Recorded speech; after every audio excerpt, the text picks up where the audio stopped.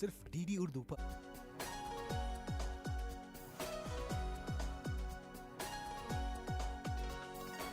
जिंदगी देती है तजुर्बे बेशुमार, होते हैं कितने ही हादसे बेशुमार। जिंदगी देती है तजुर्बे बेशुमार।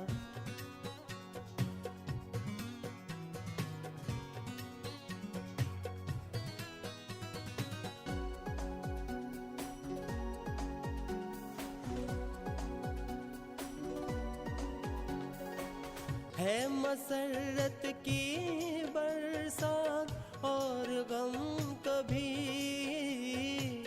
जश्न खुशियों के हैं और मातम कभी। सुख का मौसम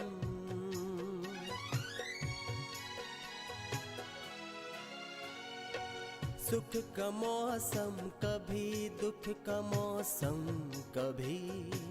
चलते ही रहते हैं सिलसिले बेशुमार, चलते ही रहते हैं सिलसिले बेशुमार।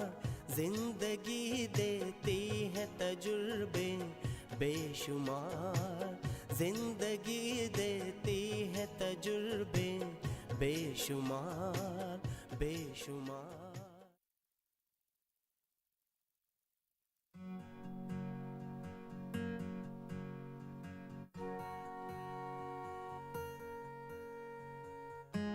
हमारी कमो अब सियानी हो चुकी है, अब उसकी शादी के बारे में फिक्र कीजिए। तुम क्या समझती हो, मुझे उसकी कोई फिक्र नहीं है।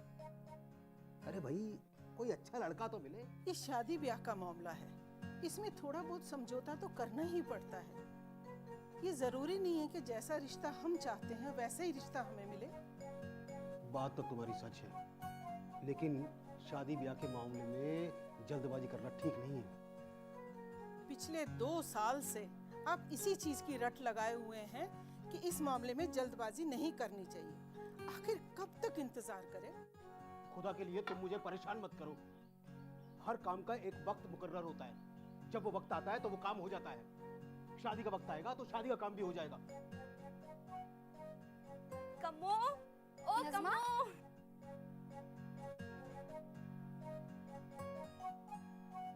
हाय,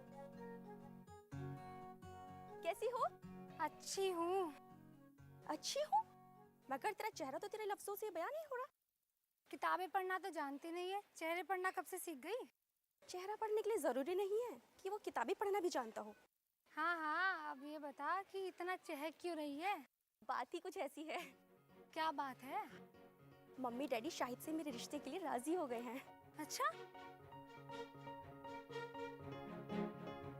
वैसे ये करिश्मा हुआ कैसे? मामू जान की वजह से। अच्छा, उन्होंने जात पात के भेदभाव पर ऐसी कैची चलाई कि मम्मी डैडी की तो बोलती बंद हो गई और उन्हें लगा कि वो गलती पर हैं, सो वो इस रिश्ते के लिए राजी हो गए। तब तो मैं मामू जान से जरूर मिलूंगी और अपनी जानिब से उनका शुक्रिया अदा करूंगी। खैर, ये तो हुई मेरी बात, अब मेरी छोड़, अपनी बात कर। तेरी भी तो कोई रिश्ते की बात चल रही है ना? मेरे तो अब्बू की बात समझ में नहीं आती, पता नहीं वो मेरे लिए कैसा रिश्ता ढूंढ रहे हैं। उन्हें तो फरिश्ते की तलाश है और फरिश्तों की मजबूरी ये होती है कि वो शादी नहीं करते। फिक्र मत कर, अल्लाह ने चाहा तो तेरा भी अच्छी जगह रिश्ता हो जाएगा और तू खुद अपनी किस्मत पर नाज करेगी। तसल्ली के लिए शुक्रिया। तेरी लहजे से मायूसी टपक रही है और खुदा ने मायूस होने के लिए मना किया है। चल हंस, हंस ना, हंस भी दे अब। अस्सलाम वालेकुम। वालेकुम अस्सलाम। आइए तशरीफ रखिए।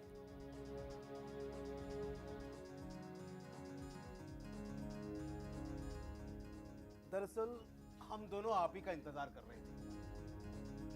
बड़ी खुशी हुई आप लोगों से मिलकर। बेटा, तुमसे मिलकर बहुत खुशी हुई। देखिए जनाब, रिश्ते तय करने का मामला बहुत नाजुक होता है और इसीलिए मैं आप लोगों को एक बात वजाहत कर देना चाहता हूँ। किस बात की? रिश्ता तय करने से पहले आप दोनों फरीक जो पूछना चाहते हैं पूछ लीजिए।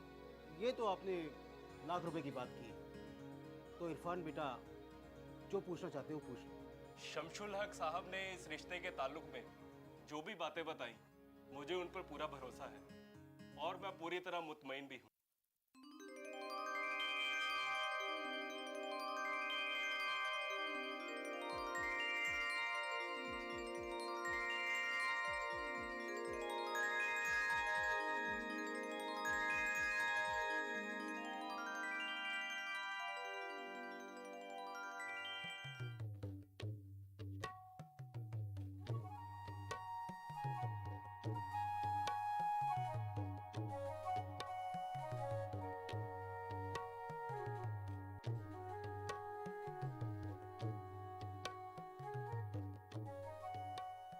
जाओ बेटी, तुम अंदर जाओ। लीजिए, आप चाय लीजिए।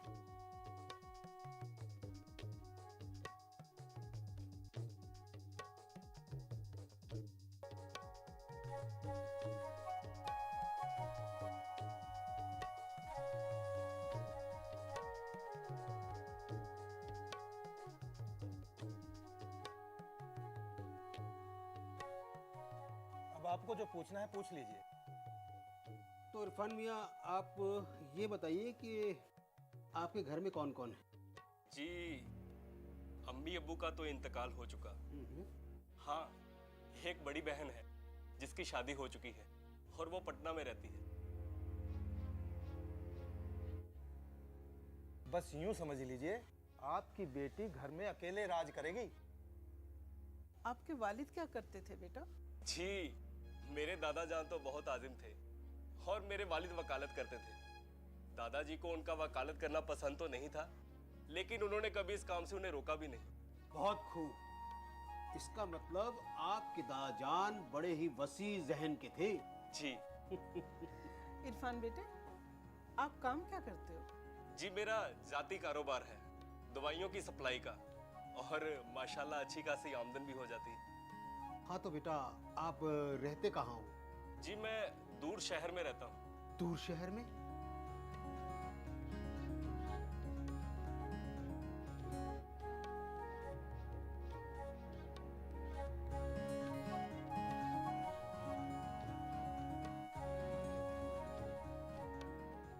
क्या बात है अजमत मियाँ, कोई परेशानी वाली बात है क्या? शमशुल हक साहब, हमारी बिटिया हमसे दूर चली जाएगी, ये बात हमसे बर्दाश्त नहीं। मियाँ, तुम्हारी बेटी तुमसे दूरी तो जा रही है, कोई विदेश थोड़ी जा रही है कि वहां उससे मिलने के लिए पासपोर्ट या वीजा बनवाना पड़े। दुनिया बहुत छोटी हो गई है। मगर रिश्तों की इस दुनिया में इस तरह के लंबे फासले बड़े तकलीफ दे होते हैं। आप तो बस यही चाहते हैं कि हमारी बेटी हमेशा हमारी नजरों के सामने रहे। कहीं ऐसा होता है क्या? आप तो रहने दीजिए बस। रहने दीजिए भाभी जान, रिश्तों को तय करने में मन में कोई खदशा नहीं रहना चाहिए। फिलहाल तो मैं जा रहा हूँ, पर एक बात कह जाता हूँ कि ठंडे दिमाग से इस रिश्ते के बारे में सोचना और फिर फैसला करना। अच्छा, अब इजाजत दीजिए, खुदा हाफिज।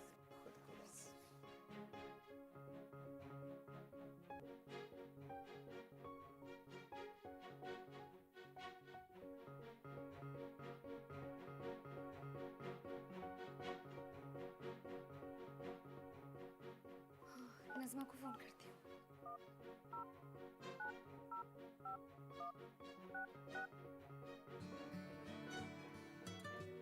कम्मो, हेलो। हेलो नज़मा। कम्मो, कैसी है तू? नज़मा, आज मैं बहुत बेचैन हूँ। क्यों? हुआ क्या है? तुम तो जानती ही हो, इरफान से मेरे रिश्ते की बात तय होने वाली थी। हाँ, जानती हूँ। लेकिन अब्बू जान ने वो भी मना कर दिया। इसकी वजह? वजह ये है कि इरफान बहुत दूर शहर में रहते हैं और अब्बू जान मुझे इतनी दूर भेजना नहीं चाहते। इतनी सी बात के लिए इनकार कर रहे हैं? हमारे लिए इतनी सी बात है, लेकिन अब्बू जान के लिए नहीं। अच्छा सुन, इरफान मुझे बेहद पसंद आ गए हैं और मैं उन्हीं से शादी करूँगी। मगर तेरे अब्बूजान राजी नहीं है, तो ये शादी कैसे हो सकती है? इसके लिए मुझे तेरी मदद चाहिए। मेरी मदद? कैसी मदद? मैं चाहती हूँ कि तू इस बारे में अम्मी जान से बात करे कि मैं सिर्फ इरफान से ही शादी करूँगी। ठीक है। नज़मा, ठीक है फिर तू जल्दी अम्मी जान से बात करना, मैं इंतज़ार करूँगी। ओके, खुदा हाफिज़। ऐसा कहा कम्मो ने? जी हाँ, और उसकी बातों से तो साफ लग रहा था कि वो सिर्फ इरफान से शादी करेगी, वरना पूरी उम्र कुंवारी ही रहेगी। क्या हो गया उस पागल लड़की को? वो अपने अब्बू के मिजाज को नहीं जानती। वो एक बार जो फैसला कर लेते हैं वो बदला नहीं जा सकता। मैंने भी उसे समझाने की बहुत कोशिश की, मगर वो मानने को ही तैयार नहीं है। अब तो सब कुछ आप ही के हाथ में है। मेरे हाथ में? जी हाँ, अंकल को इस बात के लिए सिर्फ आप ही राजी कर सकती हैं। तू अपने अंकल को नहीं जानती। वो जो एक बार फैसला कर लेते हैं उसको कोई नहीं बदल सकता। मगर अंकल ने अभी अपना आखिरी फैसला सुनाया नहीं है, इसीलिए अभी उन्हें इस रिश्ते के लिए राजी करने की गुंजाइश तो बाकी है। लीजिए आपकी दवाइयाँ।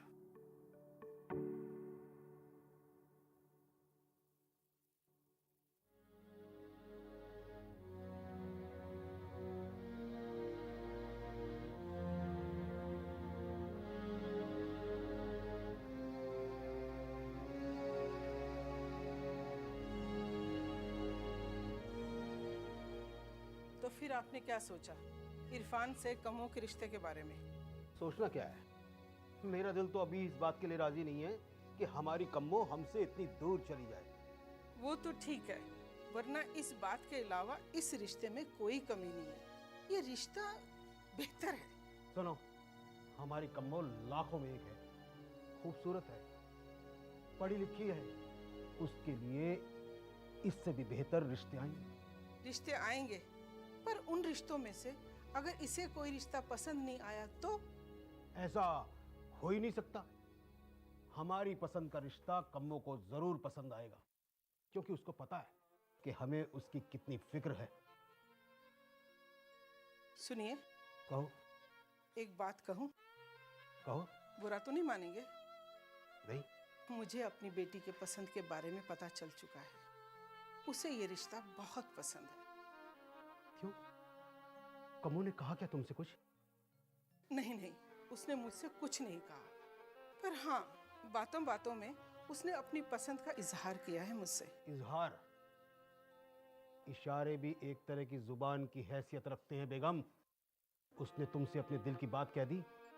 मुझे नहीं पता था कि हमारी कम्मो इतनी बेहया भी हो सकती। बेहया? नहीं नहीं, हमारी बेटी बेहया नहीं है। ये सरासर बेहयाई है, जो शराफत के पर्दे के पीछे छिप कर की गई है। उससे कह देना कि मुझे इस तरह की बेहयाई बिल्कुल बर्दाश्त नहीं है। या अल्लाह।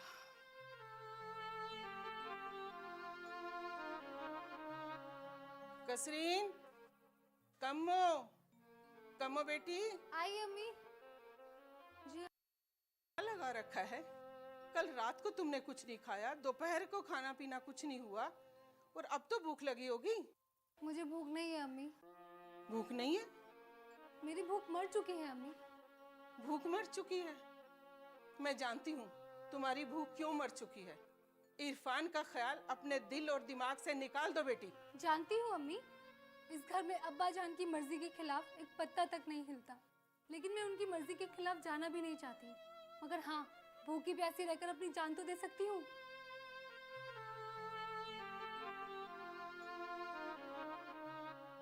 चलिए। क्या हुआ? कसरीन का है? उसकी तबीयत ठीक नहीं है। क्यों? क्या हुआ उसकी तबीयत को? कोई परेशानी वाली बात नहीं है, सुबह तक ठीक हो जाएगी। लगता है तुम मुझसे कुछ छिपा रही हो। नहीं, मैं आपसे कुछ नहीं छुपा रही। अगर झूठ बोलने में महारत हासिल ना हो ना, तो झूठ बोलने वाला फौरन पकड़ा जाता है। इसलिए साफ साफ कहो, क्या बात है? आखिर ऐसी कौन सी बात है जो तुम मुझसे कहने में घबरा रही हो? तुम्हारी ये खामोशी मुझे परेशान कर रही है। कहो, क्या बात है? कम्मो ने सुबह से कुछ भी नहीं खाया पिया। क्या उसकी तबीयत इतनी खराब है कि वो कुछ खा भी नहीं सकती? नहीं, ये सब वो जानबूझ के कर रही है। जानबूझकर? मगर क्यों? जी हाँ, अपने गुस्से का इजहार कर रही है। कैसी नाराजगी? आपने इरफान से शादी करने के लिए उसको मना कर दी और इरफान उसे पसंद है। समझा। मैंने सोचा भी नहीं था कि कसरीन इस कदर बेहया हो जाएगी। बेहया नहीं, ये उम्र का तकाजा है। आप समझने की कोशिश तो कीजिए। वाह, क्या बात है। समझाने की जरूरत कसरीन को है और तुम मुझे समझा रही हो। नादानों को समझाने में कोई फायदा नहीं है। मुझे तो इस बात का डर है कहीं नादानी में कोई खतरनाक कदम ना उठा ले। ओह, तो नौबत यहां तक आ पहुंची है। इसीलिए तो आपसे कहती हूँ कि उसको उसके हाल पे छोड़ दीजिए। अगर ये उसी का फैसला है तो भुगतान भी उसी को करना पड़ेगा और किसी को नहीं मालूम उसके नसीब में क्या लिखा है।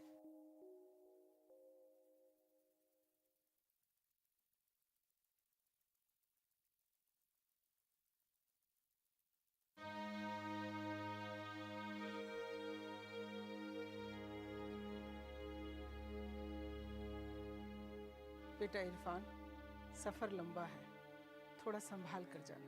जी। अजमत भैया नजर नहीं आ रहे? आपको तो मालूम ही है इन दोनों की शादी से वो कितना नाराज है। वो तो पिछले 2 दिन से घर भी नहीं आए। उनका तो यहाँ तक कहना है कि जब ये दोनों जने चले जाएंगे तभी मैं घर आऊंगा।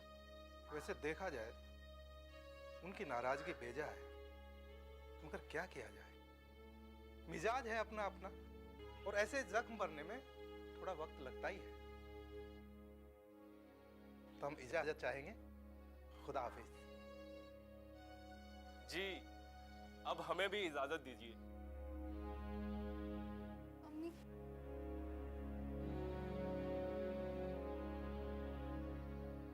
कम्मो, कम्मो। जी कहिए, क्या बात है? अरे जाओ, जल्दी जाकर तैयार हो जाओ। क्यों, आज फिर कहीं घूमने जाना है क्या? अरे नहीं, आज हम घूमने नहीं, काम पे जा रहे हैं। काम पे? लेकिन किस लिए? देखो, मेरा काम है दवाइयाँ सप्लाई करने का और आज से तुम मेरे साथ जाओगी। मैं और आपके साथ? क्योंकि बाबा, तुम मेरे हर कस्टमर को जान लो ताकि जरूरत पड़ने पर तुम खुद अकेली डिलीवरी करने जा सको। मैं और अकेले डिलीवरी? आपका दिमाग तो ठीक है? लो, इसमें हर्जी क्या है? देखो, तुम मेरी बीवी हो, यानी कि शरीके हयात, और अगर बीवी शौहर के कारोबार में उसका हाथ बटाती है तो इसमें हर्ज भी क्या है? अच्छा, तो अब मैं समझ गई कि आपने मुझे कार ड्राइव करना क्यों सिखाया। काफी समझदार हो तुम। हाँ हाँ, वो तो ठीक है, लेकिन ये सब मुझे कुछ अजीब सा लगता है। क्योंकि तुमने ऐसा काम किया जो नहीं है कभी। जैसे जैसे काम करती रहोगी वैसे वैसे तुम्हें आसान लगने लगेगा। अब बातें करना बंद करो और जाओ, जाकर तैयार हो जाओ। हाँ हाँ, जाती हूँ।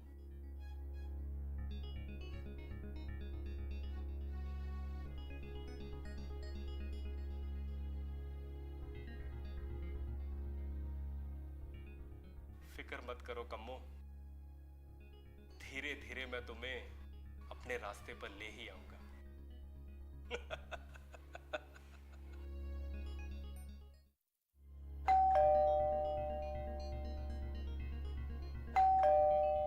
अरे कौन है?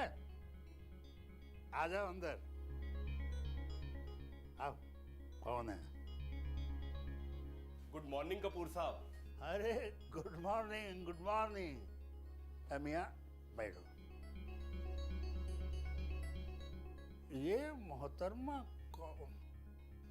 कशरीन, आओ बैठो तुम भी। आओ आओ आओ, आओ। आओ आओ, बैठो बैठो। कशरीन, ये कपूर साहब हैं, हमारे सबसे बड़े कस्टमर। इनका जूतों का बहुत बड़ा शोरूम है और देश विदेश में काफ़ी सारी कंपनीज हैं इनकी। गुड मॉर्निंग बोलो सर को। जी good morning. Good morning, very good morning. Kapoor साहब, ये मेरी बीवी है कशरीन। भाई कशरीन जी, आपसे मिलके मुझे बहुत खुशी हुई। दरअसल कपूर साहब, मैं इसको आपके साथ इंट्रोड्यूस करवाने के लिए लाया था। ताकि जरूरत पड़ने पर ये आपको दवाइयों की डिलीवरी दे सके। अरे ये तो बहुत अच्छी बात है।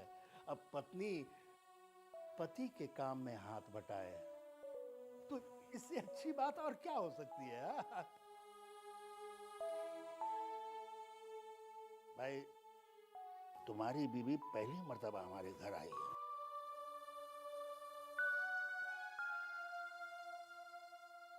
तशरीफ, हाथ लाओ, डरो मत, लाओ। हाँ, गुड। इसको संभाल के रखना, घर पे जाके गिनना। हाँ कश्मीर, घर पे गिनना। अच्छा, तो हम इजाजत चाहते हैं भाई।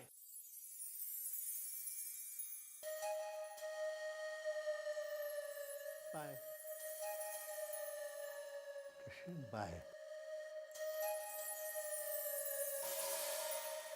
कश्मीर की कली, बाय। इतनी गर्मी, हाय अल्लाह। अरे आराम से बैठो, लो पानी पियो। शुक्रिया। अरे आराम से। आप जाके जान में जान आइए। अरे वाह कम्मो, तुमने तो ये काम बड़ी जल्दी सीख लिया। ये सब आपकी ही तालीम का नतीजा है। अगर तुम मेरा इसी तरह साथ देती रही ना, तो देखना हमारे पास आलीशान बंगला होगा, बड़ी बड़ी गाड़ियां होंगी, बेशुमार दौलत होगी। आपको तो ना बस पैसे कमाने की धुन सवार रहती है। बेशक, क्योंकि पैसा ही आज की दुनिया का ईमान है, और जिसके पास पैसा नहीं, उसकी ना तो कोई जिंदगी है और ना ही कोई इज्जत। तो आपके लिए पैसा ही सब कुछ है? हाँ। आदाब। अरे कशरीन, तुम? अरे मैं तो तुम्हारा ही इंतजार कर रहा था। सर, ये लीजिए आपका पैकेट। सुनो जी। अगर तुम मेरे साथ चाय पी लोगी तो मुझे बहुत अच्छा लगेगा। No sir, thank you. मुझे जरा जल्दी है, मुझे जाना है। रुको, देखो तुम 4 बार मेरे इस दावत को ठुकरा चुकी हो। चलो ठीक है, अब मैं तुमसे साफ साफ बात कर लेता हूं। साफ बात? कैसी साफ बात? कैसी साफ बात? देखो, तुम अगर मेरे साथ चाय पीती रहोगी ना, तो मैं इस पैकेट के बदले जो तुमको पेमेंट देता हूं, उसका डबल पेमेंट दूंगा, डबल। देखिए कपूर साहब, मैं मुफ्त का या हराम का माल नहीं खाती। बहुत को मुफ्त का और हराम का नहीं खाती। और ये पैकेट के बदले तू जो पैसा लेती है, वो क्या हराम का नहीं है? क्या मतलब? मतलब क्या? ज्यादा चालाक बनने की कोशिश मत करो कश्मीर। तुम लोग जो ये नशीली दवाओं का कारोबार करती हो, क्या ये गुनाह नहीं है? नशीली दवा? हाँ, नशीली दवा। और कहती हो हराम का पैसा नहीं लेते, फिजूल का पैसा नहीं लेते। अब मेरा मुंह क्या देख रही हो? दबाओ ना यहां से, जाओ।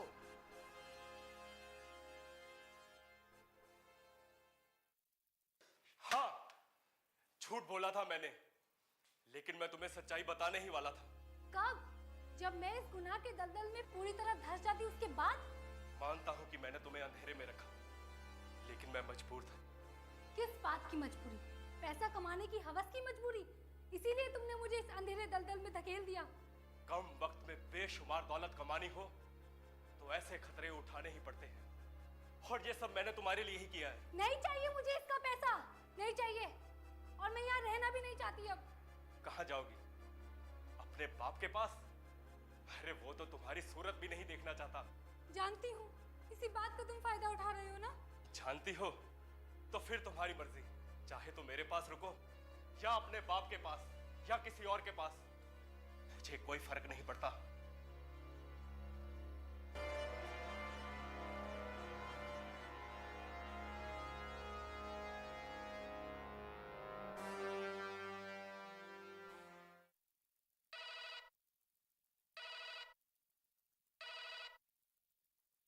अब्बूजान।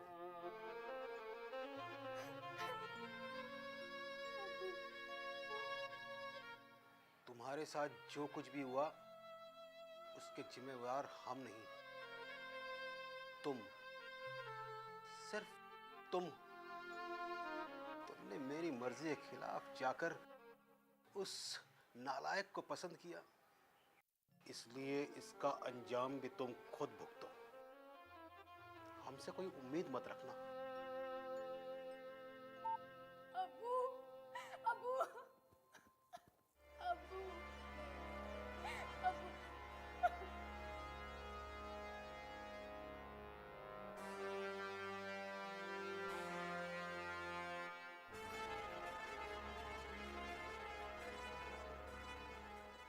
हेलो, इंस्पेक्टर साहब।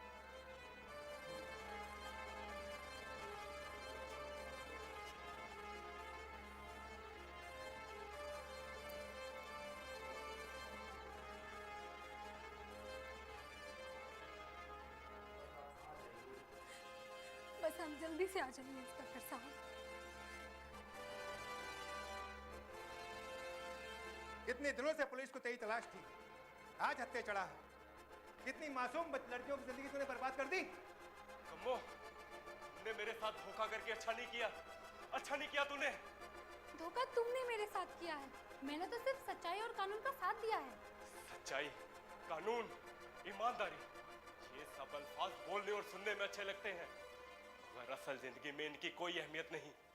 और जो लोग इन रास्तों पर चलते हैं ना, उनके पांव बुरी तरह छलनी हो जाते हैं। जो इन रास्तों पर चलते हैं वो तुम्हारी तरह सलाखों के पीछे नहीं जाते, वो सर उठाकर जीते हैं। ताकतवर लोग ही सर उठाकर चलते हैं, और इस दुनिया की सबसे बड़ी ताकत है दौलत। ताकतवर लोग सर उठाकर नहीं, अकड़ कर चलते हैं, और हर ताकत एक न एक दिन कमजोर हो जाती है। मगर अब तुम्हारा क्या होगा कम्मो? उसकी तुम्हें फिक्र करने की कोई जरूरत नहीं है। ले जाइए इंस्पेक्टर साहब इसे। छोड़ूंगा नहीं मैं तुम्हें, देख लूंगा तुम्हें मैं।